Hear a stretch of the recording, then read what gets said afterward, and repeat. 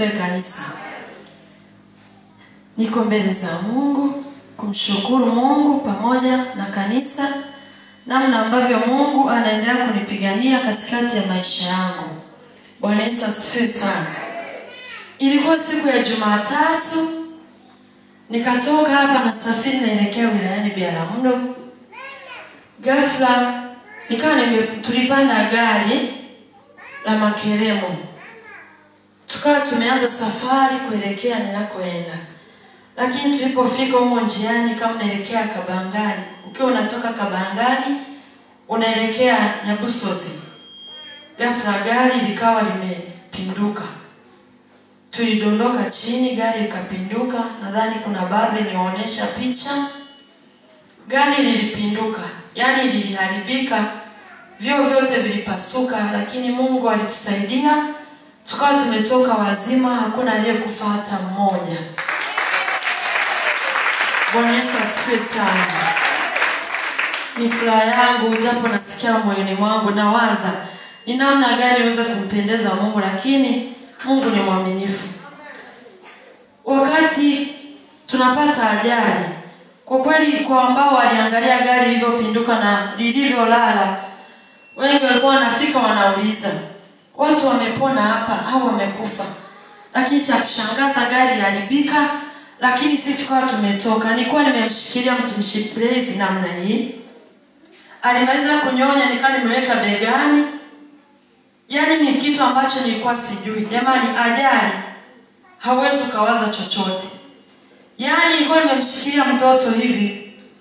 Gari nilishtukia tu kama unaye kupanda gari ukifika kwenye bamsi. Si gari wale linashtuka hivi. Ndicho nilikisikia. Ghafla nikashuka tuko chini. Nilikuja kushangaa huko kwenye gari.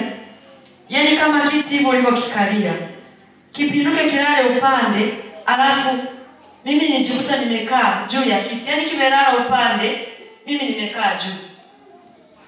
Mimi nilikuwa nimekaa upande wa mlango kwenye basi, kwenye mlango, upande wa mlango.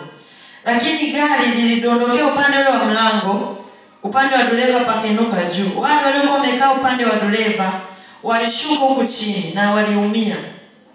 Ila wale ambao tulikuwa upande ambao nilikuwepo upande wa mlango, sijajua ilikuwaje. Mimi ndo nilijikuta nimepanda kule juu. Nimekaa kwenye viti vile vya upande wa nani wa dereva, ila kwa juu nimekalia kiti.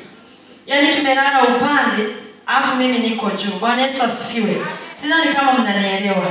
Yani ni jambo la ajabu ambalo linanishangaza mpaka dakika hii. Najiuliza ni namna gani ambavyo Mungu anatupenda. Basi sisi tunampelea, tunampungukia Mungu. Na nikikaa nikitafakari, ni mara nyingi shetani ameniwinda kwa njia ya ajali kusababisha mauti juu yangu. Lakini namuona Bwana akienda kunitetea, pia ameniongezea siku. Bwana Yesu asifiwe sana. Ninacho kidogo ambacho nimekuja nacho mbele zake. Najua kiwezi kulingana namna ambavyo ananipigania hata kwa familia yangu. Lakini basi nakileta hiki akipokee Mungu wangu. Kisha kwamba moyo wangu nasikia kumshukuru kwa namna ambavyo ananipigania. Mungu awabariki kanisa. Lakini pia hiyo siku nimesimama pale nisisahau.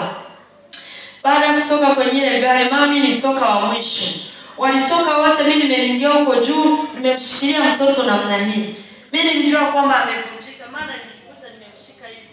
Nimeninginia pale kwenye kiti. Sasa ile alivyokuwa analia sana, nikajua labda amepata yeye ameumia. Cha kushangaza ni mpaka leo sijaona anaendelea kwamba anaonesha dalili kwamba kuna eneo ambalo aliumia. Tunashukuru Mungu. Lakini pia nilipotoka nimekaa pembeni, watu wanashangaa pale wamejaa. Nikakuta ninakumbushwa, kanisa ni tulizane. Wangapi tunakumbuka kuombea watu wanaosafiri? Mungu akubariki kama unakumbuka. Upande wangu nilikuwa nina siku nyingi. Nadhani tangu mwaka umeanza, sidhani kama niliwahi kuomba nikataja watu wanaosafiri kuombea safari. Lakini kwa sababu Mungu ametuamini na ametuokoa, unapopata neema kuwa mbele za Bwana, hebu siache kuombea wanaosafiri. Maana hiyo nao ni sehemu ambayo Mungu anaweza akasimamisha ulinzi juu yako wakati wewe utakapokuwa unasafiri. Bwana Yesu asifiwe sana. Basi Mungu awabariki katika haya. Na sadaka hii kidogo. Amen. Mungu awabariki sana.